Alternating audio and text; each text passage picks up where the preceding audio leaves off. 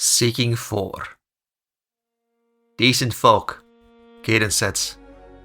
Maybe it'd be the witchiness that makes you a lot more reasonable than others.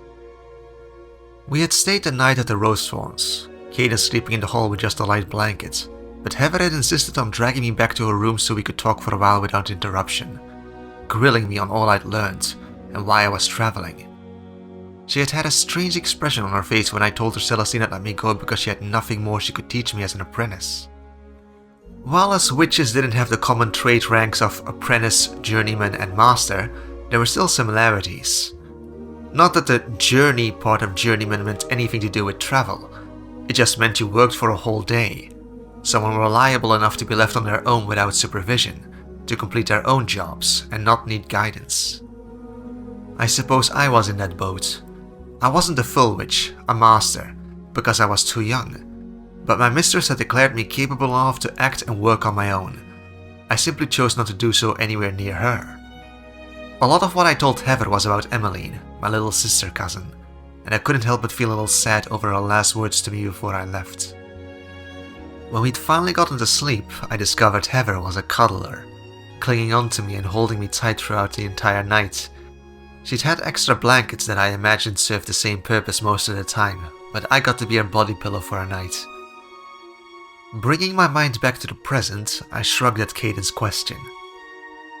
Folk who don't travel much get quite insular, and they rarely like change. We have to know more about the world simply because of what we are. He hummed at that, not deigning to add anything. Since we set out not long after we broke our fast, Caden impatient to find the griffins and know his whole trip hadn't been a waste, I'd have to find a chance to show off and maybe teach Heather a thing or two about magic another day. It wasn't long before Featherstone let out a curious cry which echoed off the rugged terrain. Several similar cries, with a different tenor I could barely distinguish, rang back. "Looks like we found him," Caden said. "You sure about sticking around, lass?" I nodded.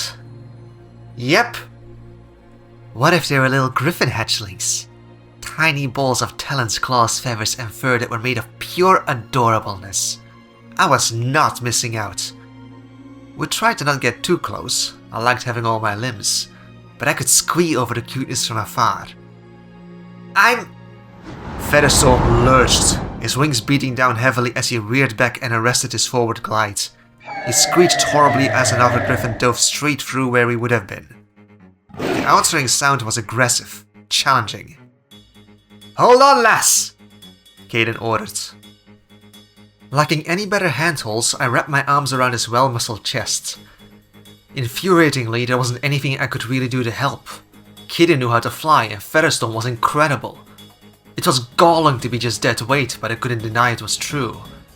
I wished I knew how to provide a boon, a buff, like I knew should be possible, but it wasn't anything I'd learned or been able to figure out. The best I could do would be to heal any wounds as and when they came, and I got myself ready for that, humming an old song from my utter childhood to help me focus. Caden hollered encouragements to Featherstone as he swooped and spun, the aerial dance bringing the two lords of the sky closer and closer. For all Caden hadn't gotten directly involved yet, he held his stormhammer in his hand, his muscles tense.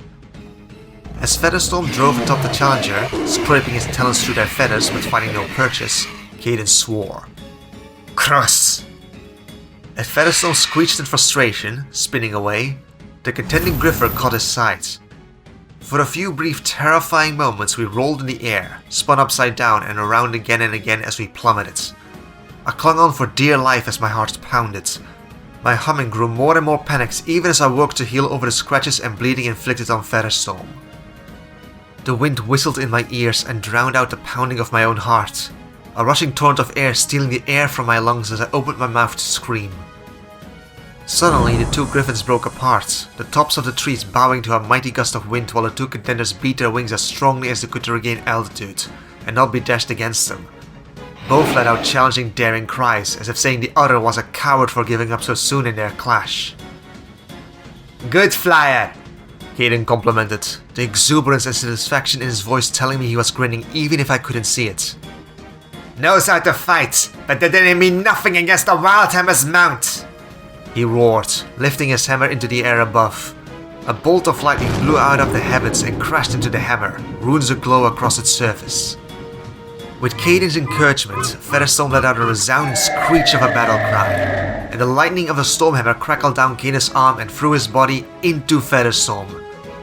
With near nauseating alacrity, Featherstorm zipped forward, sending the surprised onlooking griffins careening and tumbling to get out of his way as he pursued his foe.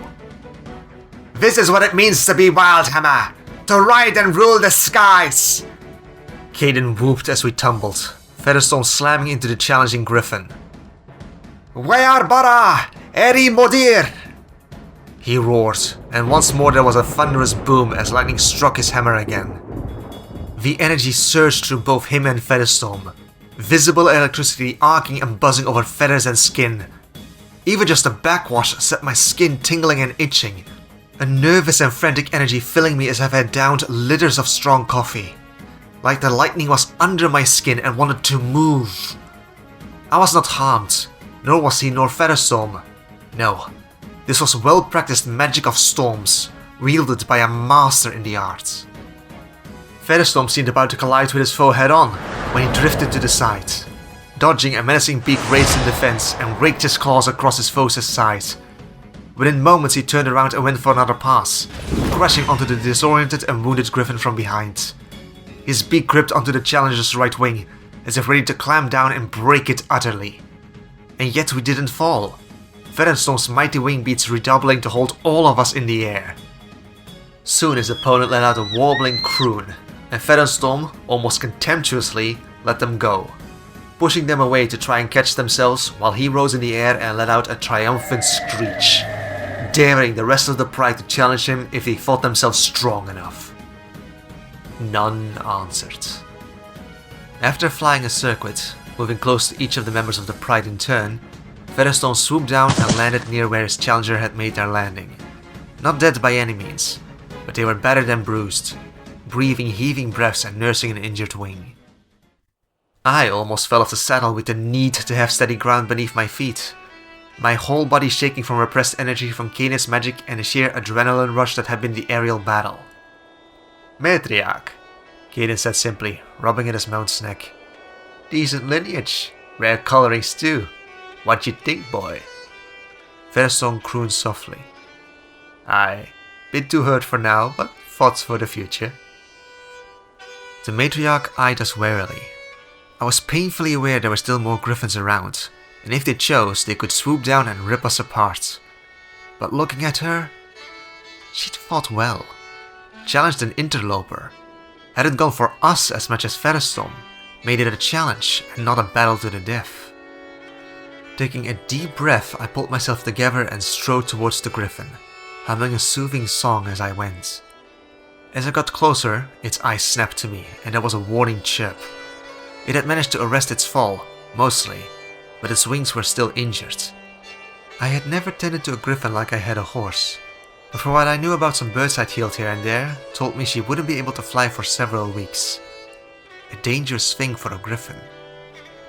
Humming gently, I soothed it, told it I wasn't a danger. Another griffin landed nearby, protectively, but I didn't pay it any mind. It wasn't going to hurt me unless I hurt her. He was just looking out for his mother. "What are you doing, lass?" I ignored Caden and ran a hand along the griffin's wing. Strained and torn, not broken, not hard to heal. "I'll have you flying again in no time," I told it, smiling faintly. I'd seen the griffin pride as whites and grey, and she did indeed have that plumage. Standing here and looking at her, it felt fitting that a Galean griffin would have the same coloring as our often dark and dreary skies. "This might hurt a little," I warned her as I lifted her wing. Her son ruffled his feathers uncomfortably as she let out a pained squawk, but as I teased the muscles back into place, grew back the damage as strong as ever, she settled. Caden said something as I moved on to the other wing, but I was focused enough the words went right past me. I had another wing to fix. The matriarch tested her healed wing as I worked, stretching it and flexing it while keeping one cautious eye on me. It wasn't long until I was done and stepped back, a wide grin on my face, and gave her a good pat on the back. "All fixed." The matriarch stood up, turning her head towards me and got remarkably close. I could feel her breath on my face. I wasn't scared at all. She was looking at me with curiosity and some respect. After a few moments, she ran her beak through my hair, as if grooming me. "Damn," Kaden said quietly. "Didn't expect a human lass to earn trust so quick." I giggled as she finished giving me attention and strode past me to bow to Featherstorm, who puffed up his chest and trilled happily in turn. I might not have known griffins before, but all the wilds, the spirits, were interconnected. I promised no harm and meant it, and that trust I'd earned meant the matriarch had known that. "I think we're going to be stuck here for a while," I said, giggling again as I watched the two take flight. Featherstorm had found himself a girlfriend. Not really what I wanted to think about, but there it was. Sometime in the future there'd be a new egg and hatchlings around here. "Aye," Kaden said wryly. "Typical of me feathers to pick up a girl wherever we go. Last time it was an Ironforge bird, now a Gilnean." He ran a hand through his beard. "Where's me bony lass, Featherstorm? Where's me bony lass?" He yelled after them, shaking his fist at the retreating pair in mock anger. Unable to stop myself, I started laughing uproariously. By the time we made our way back to Cliff Bottom, it was dusk. Featherstorm had taken some time with his little tryst, and afterwards he'd settled in for a nap before the flight back. We talked for a while on exactly what we would do. Kaden wanted to stay in the area, scout for good places his clan might settle. I loved the idea personally, of the Wildhammers linking closer with the Alliance rather than drawing away. They were more distant after the Third War, from what I could remember, though the why eluded me, but sadly I knew it wouldn't work out. It wasn't like I had any meaningful way of getting to, let alone convincing Gen not to sever ties with the Alliance. I wasn't even sure it would be a good idea not to. Without the wall, Gilneas would have been overrun by the Scourge. And I had as much hope of convincing people of what was coming as I did of stopping the wall being built. Not that I wasn't going to try. Kaden was a Thane. He wasn't High Thane, but he was the head of his clan. Not the largest or greatest, but he wielded a Stormhammer, was a veteran of the Second War, and had influence. Figuring out exactly what to tell him, or in what way, and what to put in a letter to Falstad was going to take a bit more work. "What are you thinking about?" Heather asked me, hugging me from behind and resting her chin on my head. "You've been staring out over the lake for a while." While Kaden had left to go scouting, I'd elected to stay in the village. It wasn't going to be as interesting as the Griffin Pride had been, and since I was out here, spending some time with my friend had seemed like a good use of time, but I'd ended up sitting at the top of the cliff, brooding to myself. I was glad she found me, relaxing and leaning back into her. Physical contact with strangers was uncomfortable, but friends, even if it had been years, was nice. Plus, Heather had a lovely flower scent to her. Just some things I saw, or I guess dreamed. "Like the visions from the right?" she asked, humming slightly. "I saw giants living alongside our lake, living and fishing like we do. There were people, humans, beside them, being taught by the giants how to live, but it got sadder." Her voice dropped, little more than a whisper. "I saw the seasons change, each time fewer giants, less and less, until it was just humans, and I cried. The sky cried, the lake cried. It was like the world mourned while humanity forgot. Our ancestors' protectors faded, and we don't even know their names anymore." Slowly I blinked. That was a way. Not a story to the Vrykul, but her assumption about what I was worried about. An obvious way I would hope I came up with on my own given time to think. But I saw a lot in the right. Would it be wrong to lie and say some of the things I know from my other life came from the same place? It would answer how, if not make it more believable. A Farseer or shamanistic type would be more likely to understand. Which Kaden might well be. He channeled a storm, not just through his hammer but himself and his mount as well. A shaman. And shamans understood visions. They were called the Vrykul, I whispered back to Heather. I saw them too. A pair of giants teaching a man that was like a child to them how to skin. They were the Vrykul, and they weren't just our ancestors' protectors. They were our ancestors' ancestors. All humans are the descendants of giants. Other than my choice to say Freya's true name in the aftermath of the rite and not call her Fren, that was the first time I had spoken of something about the world that came from before. I'd made decisions, come up with theories and ideas, and even acted based on it at times, but not spoken of it. I couldn't keep it all locked up forever. This wasn't important, it didn't matter, but it was a step. Heather was slow to answer. I heard her start to speak before stopping herself several times, but eventually she did. I believe you, she said. Mother said you spent the longest in the rite of anyone she had ever seen. That you were the only one she had ever heard of who had to be forced to stop. Wonder crept into her voice. We're really the children of giants of legend? The ones who walked beside the gods? Yep, I answered, a smile creeping onto my face. She laughed, a light and joyous sound. That's amazing! I won't tell anyone. It's your vision, yours to share. She squeezed me tightly, then tilted my head back so she could meet my eyes with her own sparkling ones from above. Thank you for sharing it with me. I looked away, unable to stop myself blushing. You're welcome.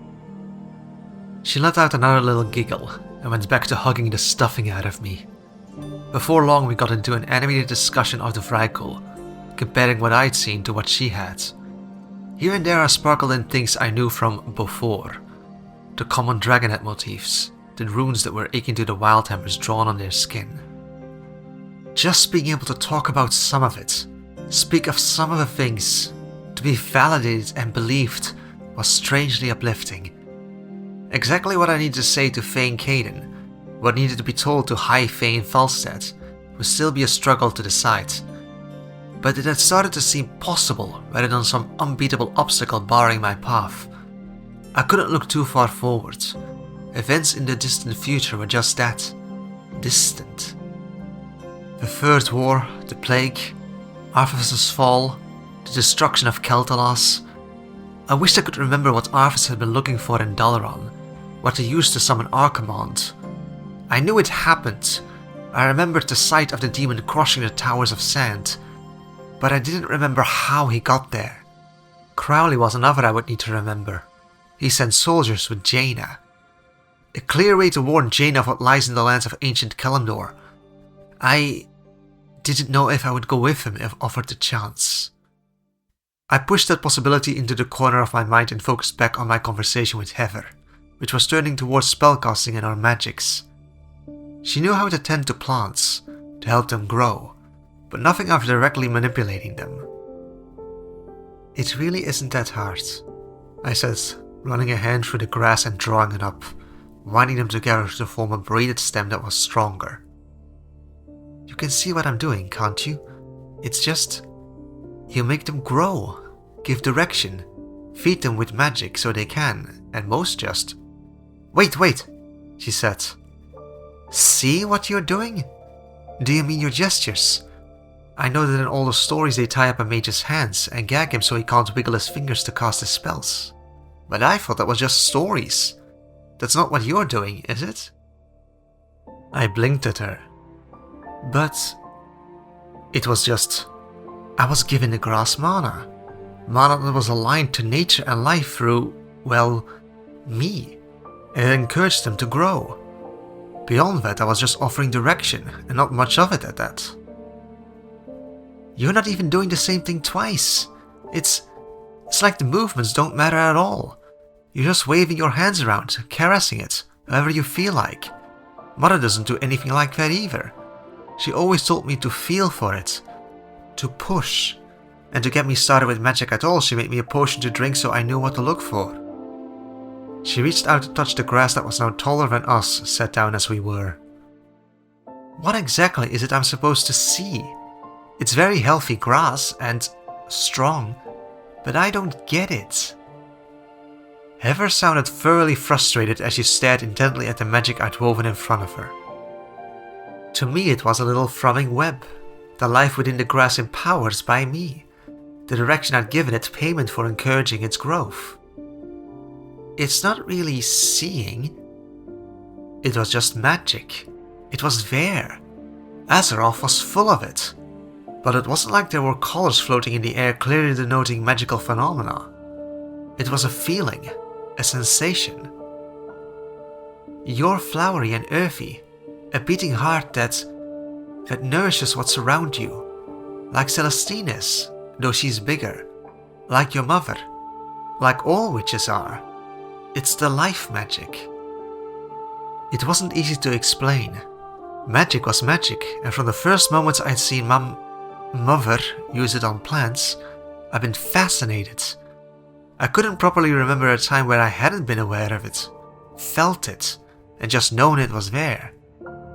How else could I have come to copy Mother, if I hadn't been able to tell what she was doing? And without being able to feel it, how could I have possibly come up with ways to use it on my own? I guess that isn't normal? I said, more than a little baffled. Celestine had never called me out on it. I just watched what she was doing while she explained, and took it all in. Had she thought I was learning so fast from just listening, not directly copying what she did? Grass wants to grow. Most things do, and life magic, it's growth, it's renewal, it's a seedling sprouting, a flower blooming, or, a woman birthing. I rushed on past a moment of awkwardness. I felt arcane magic a bit, once. It's all rigid and firm, power restrained and holding purpose. If unleashed it could break things, but left alone it wouldn't. For light is noisy and demanding. If you ignore it, it ignores you. Pay attention and it gives attention back. What's that got to do with us? Heather said, wrinkling her nose cutely. We're witches, not priests or mages. I huffed. And the mages of Dalaran know more about magic than any of us. Just cause it's arcane and not life doesn't mean it's not mana. She looked at me curiously. You said that before. Life. We work with plants, but you don't mean just that, do you? Verse 6. Life and death, light and void, arcane and fell. This was all in my notes, the core I remembered about Azeroth's cosmology. There's the elements too. Wind, water, earth and fire, and spirit and decay. As witches we're tied to spirit and life. The spirits of the land and wild, of nature, and life is the magic of all things alive. I waved at the grass. Everything alive is touched a little by life magic. Give it more and it grows. Talk to its spirit and you can tell it how you want it to grow, though you've got to convince it too. Grass is easy. Grass likes to grow and doesn't mind much how. I let out a puff of air as I remembered my old wood shaping lessons. Trees can be stubborn. Heather smiled. Well, they do tend to be a bit old and stiff. Snorting, I rolled my eyes at her. I don't know how to describe it any better. Magic is magic. It's always been there. You've got life mana in you. Try just offering it up, giving it away, while asking what you want it to do. A severe look of concentration on her face Heather dropped all the way down she was at eye level with the grasses, softly touching it with her hand. After a minute of nothing, she let out an irritated grunt. What if I leaned down, putting my hand atop hers.